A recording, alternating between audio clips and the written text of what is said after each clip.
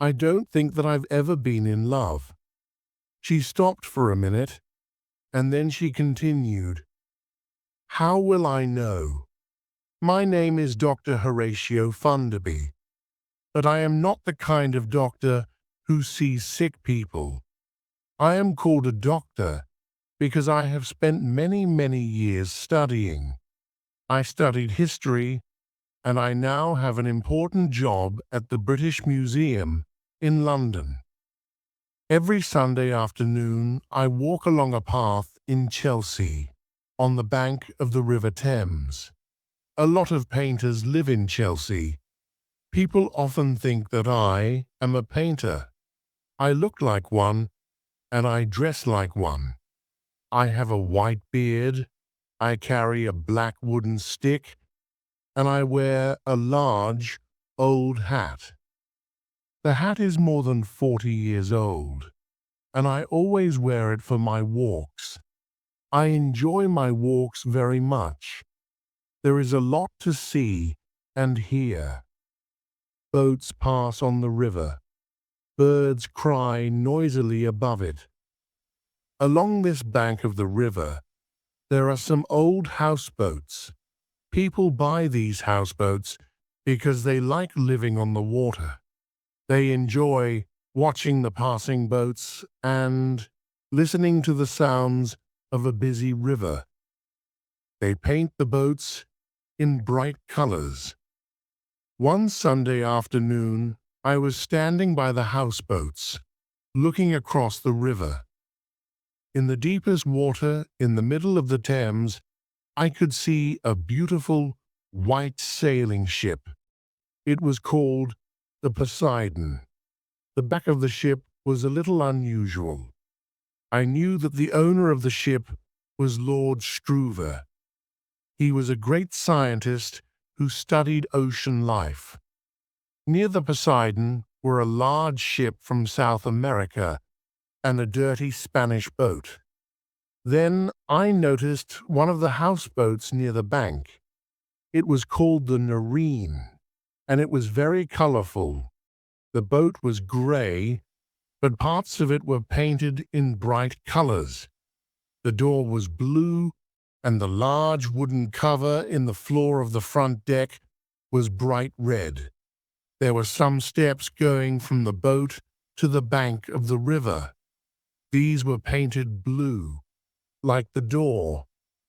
I saw a young girl trying to push back the cover. She wanted to get out, and she was halfway out of the hole, but she had a problem. She saw me. She didn't shout at me, but her mouth formed the words, "I can't open it." I hurried towards the Nerine. It was sitting on the bottom of the river, and I had to walk down the blue wooden steps, over the water of the Thames. I went carefully along the deck of the boat until I reached the girl. "The new red paint has dried, and I can't open the cover," she said. "Wait a minute," I said. I used my stick to open it. A few minutes later, the girl climbed out onto the deck. She was about 20 years old. She was wearing old blue paint-covered trousers and a gray shirt. I thought that she looked quite beautiful. She looked at me with big green eyes. They were the loveliest part of her face. "Thank you," she said. "That's all right," I replied. I was glad to help. "You're a dear man," she said. "Do you know who you're like? You're like one of those older men who work in museums." "Oh, I'm sorry. That wasn't very polite." She smiled gently. "But I am an old man," I said. "Please don't worry. In fact, I do work at the British Museum. I'm Dr. Horatio Fundoby." "Oh," she said. "The British Museum." She was silent for a second, and then she asked, "Would you like to see my octopus?" "Yes, I would." I said, smiling. She took me down through the blue door into a green room. I could see a small bed, bookshelves, and paintings. Then I noticed two glass cases, one large and one small. In the small case were two fish, and in the large one was the octopus. "Isn't it beautiful?" she said. "Sometimes I sit and look at it for hours." "Does it have a name?" I asked. "Oh, I just call it octopus," she replied. "And you? What's your name?" I asked. After a minute she said, "My name's Thetis." "Ah," I said. "That's the name of one of the water people in the Greek stories of long ago. Thetis was the daughter of Nereus and Doris. They lived at the bottom of the sea." She pulled her ear thoughtfully. "My real name's Alice," she said. "I call myself Thetis because I'd like to live at the bottom of the ocean." When she said this, I could understand the reason for her green room. It was quite dark in the room. The only lights were the ones that lit the glass cases. The paintings on the wall were in blues and greens and showed fish and other underwater animals. I was sure that she was the painter. She was almost a water child herself, with her small nose, large eyes, and pretty short brown hair. "Would you like me to sing for you?" she asked. "Oh, please do," I replied. "My song's called The Silver Swans," she said. "How shall I know my true love? When will my true heart speak to me? Oh, when the silver swans come sailing, then I will know my true love. Then I will be with my true love, forever with my true love." It was a beautiful song, but I felt that there was a sadness behind the words. The words were wise and understanding, but I knew that the young girl in front of me was never in love. "That was lovely," I said. Thetis opened her eyes. "Thank you," she said. "Who wrote it?" I asked. "I did," she said. "It's mine." "Do you often write songs?" I asked, surprised. "Only when they come into my head," she replied. Suddenly she moved towards me. "How will I know my true love?" she asked seriously. "How will I know when I'm really in love?" "How old are you, Thetis?" I asked.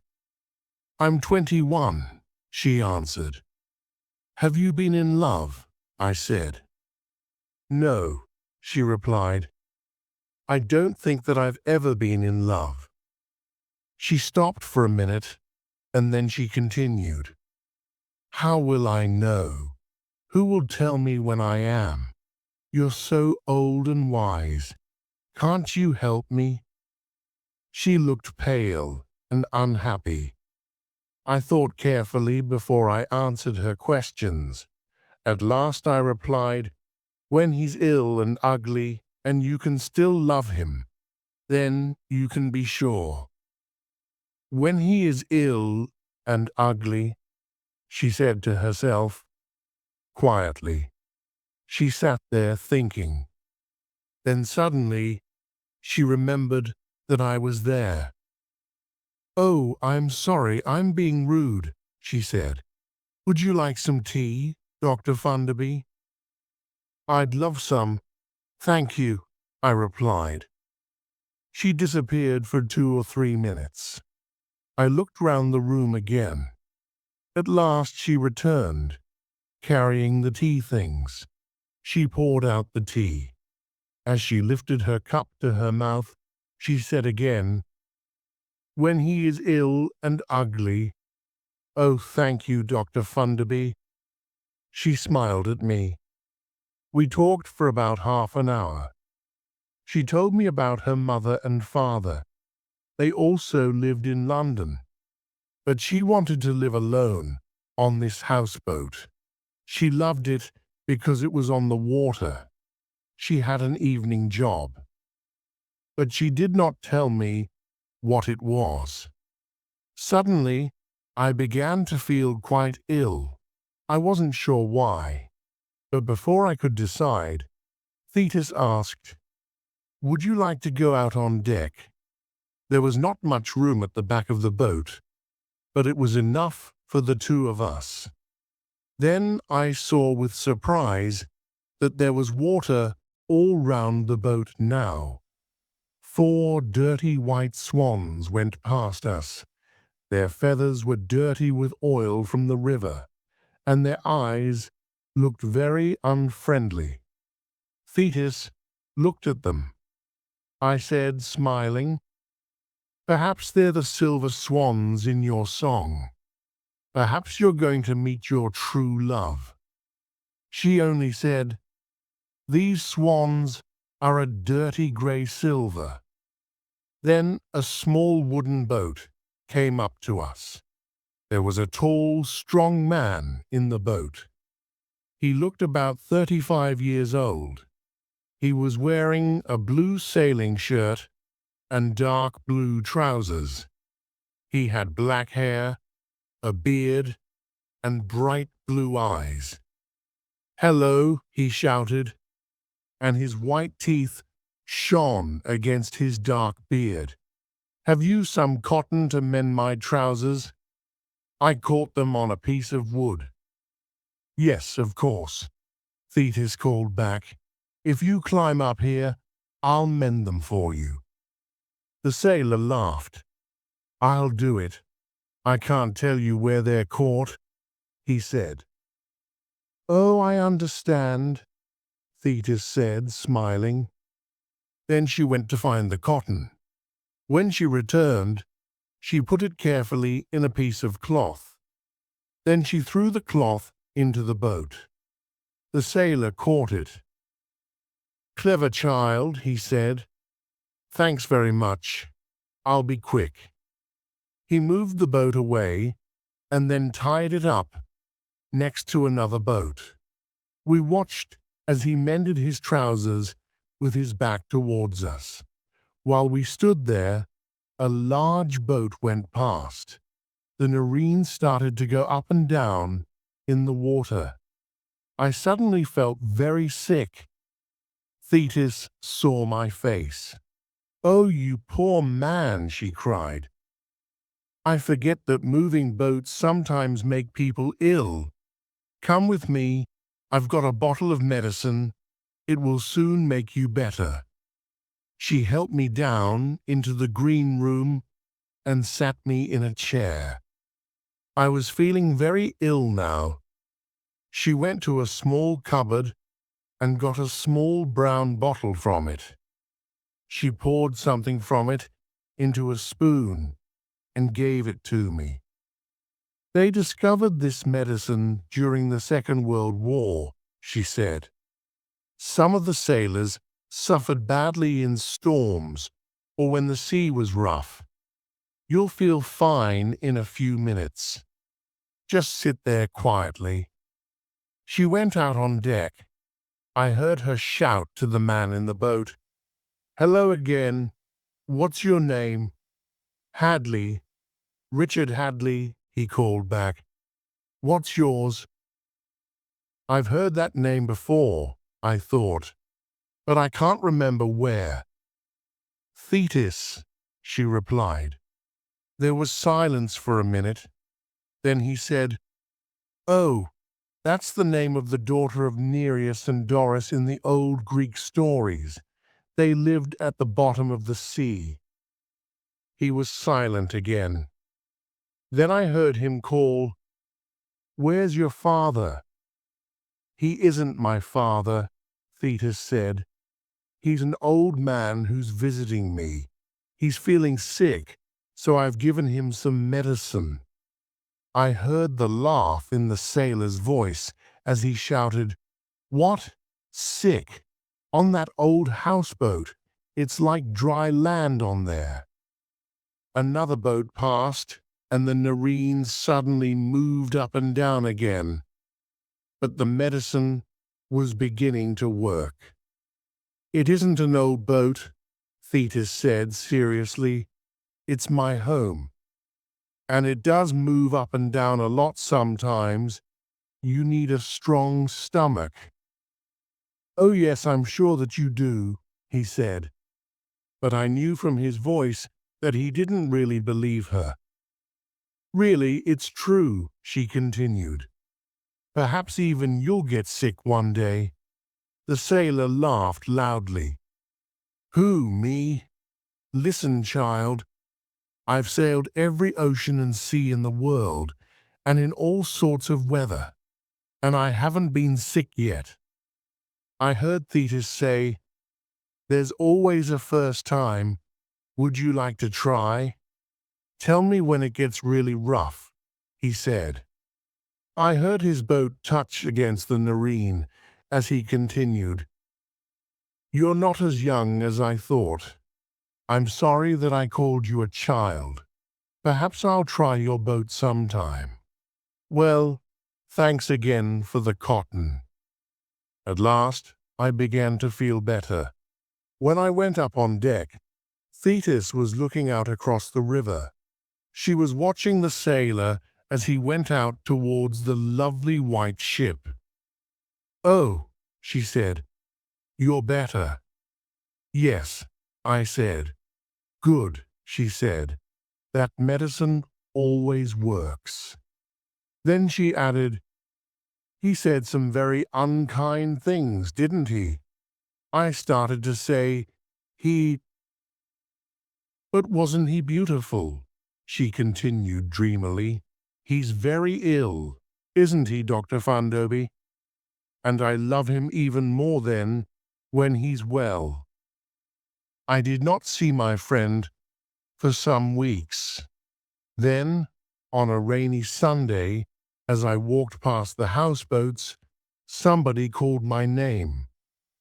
"Dr. Fundoby, Dr. Fundoby." I turned round. Thetis was running up the steps from the Nareen. She ran to me and said, "Dr. Fundoby, what shall I do? My octopus has eaten one of his arms."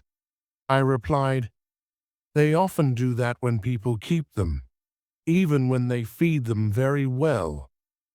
"Oh," she said, "thanks for telling me that. I feel much better now." She turned and went back to her boat. As she reached the deck, I called out to her, "Did your sailor ever come back?" "Yes," she answered, and disappeared into the boat. A few days later, a friend asked me to go and see a play with him.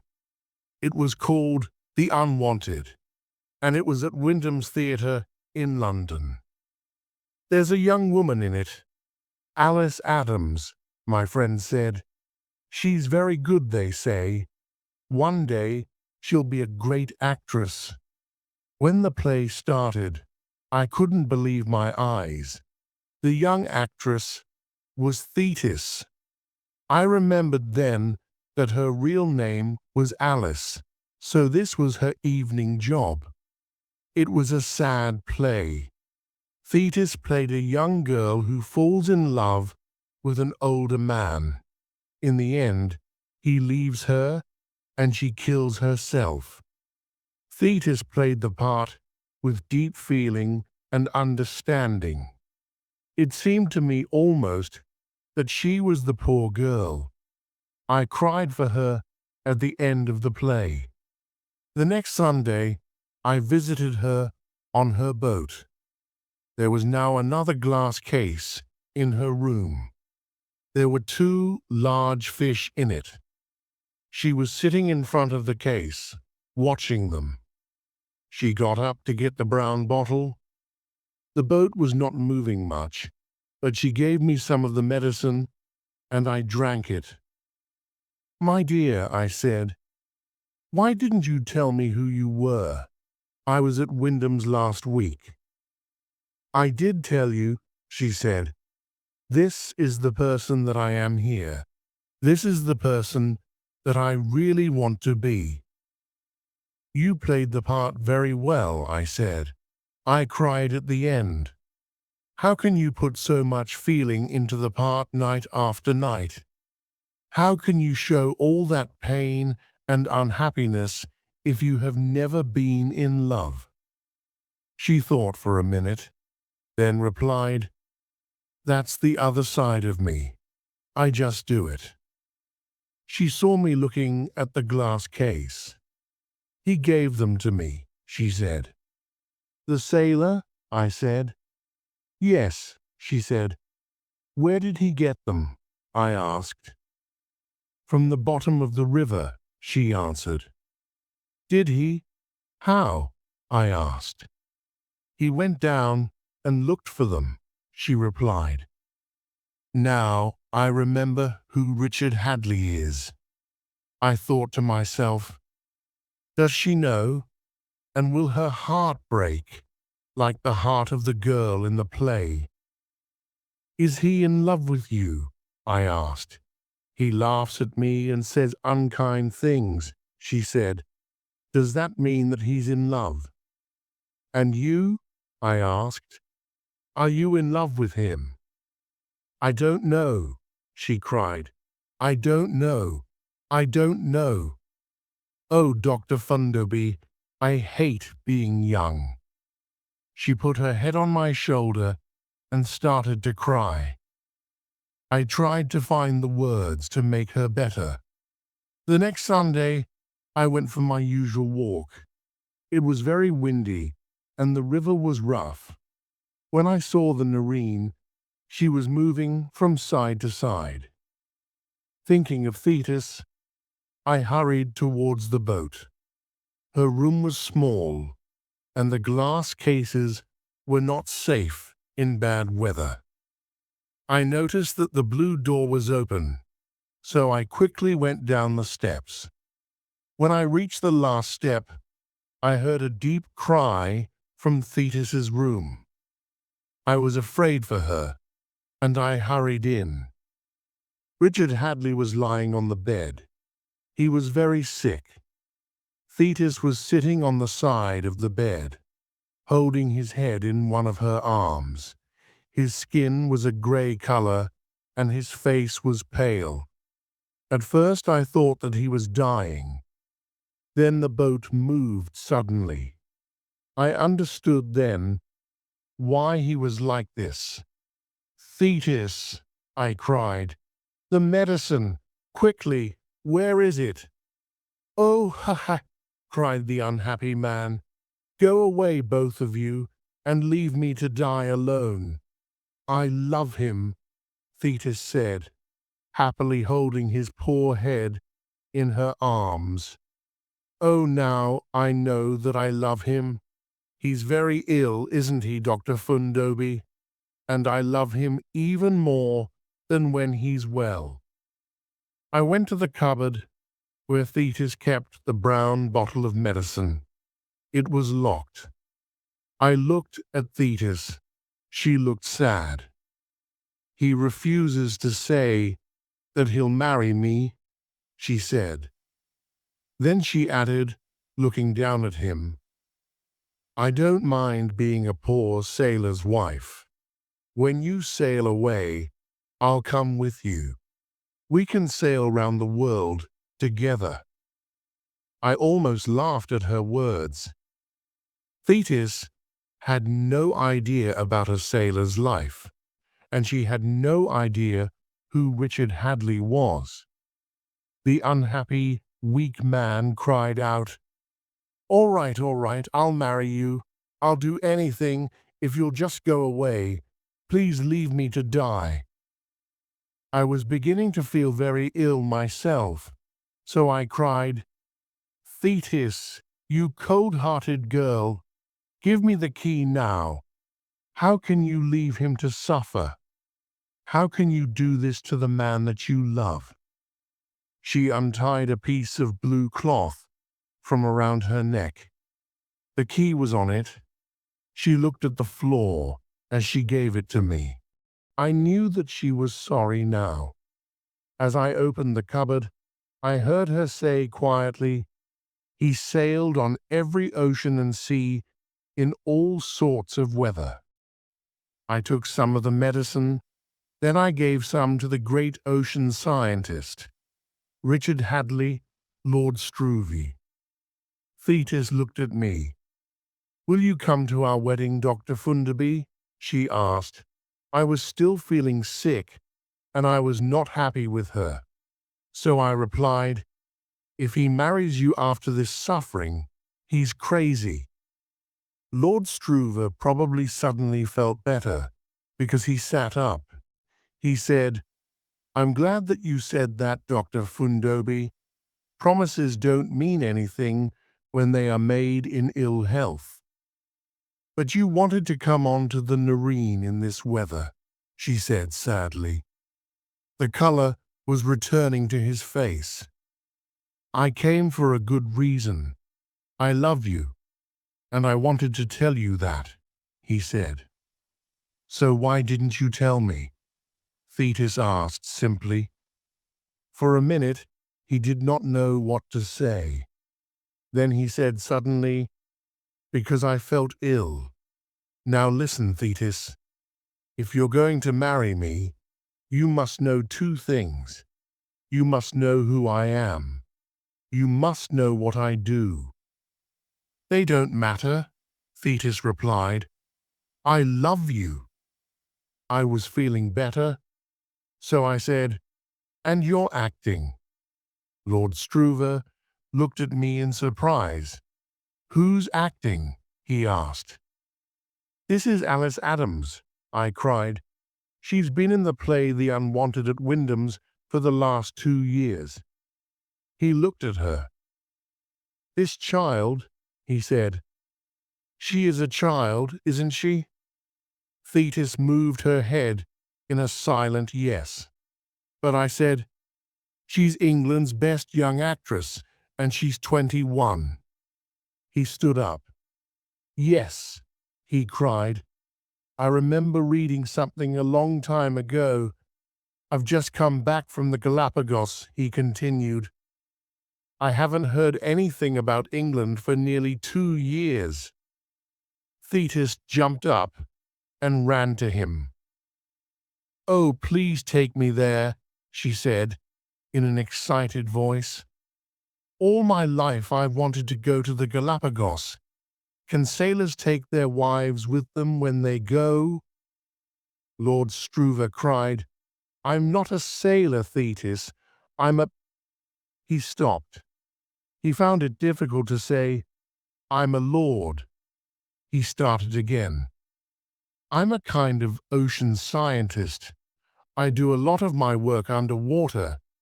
But you're acting."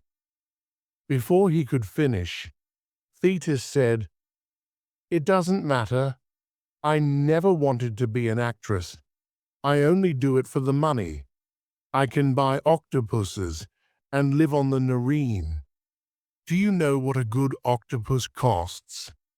Lord Struve held both her arms. "Thetis, can you be serious for a minute? Do you really mean that you'll give all that away for me?" "Of course," she replied. "More than anything in the world, I would like to walk with you on the bottom of the ocean near the Galapagos, because—" She stopped for a minute thinking. "Because I'm sure that I love you. Dr. Fundoby showed me that." For another minute, Lord Struve held her two arms, while he looked up with a very happy look on his face. He seemed unable to believe what he was hearing. And so the song of the Silver Swans came true. Thetis, the water child, married her lord of the sea, Richard Hadley. I still walk along by the River Thames, but I don't enjoy the walk as much as before. Lord Struve, his wife, and her octopus have gone away to a beautiful island in the Pacific Ocean. There they work together with the wonderful undersea plants and animals around them. A family have bought the Nareen, and they have painted her a dark brown color. They have changed the name to the Nelson, after one of the greatest British sailors, Sir Horatio Nelson. I pass her every Sunday, and a washing line goes from the back of the boat to the front. It is filled with washing, the clothes of small children.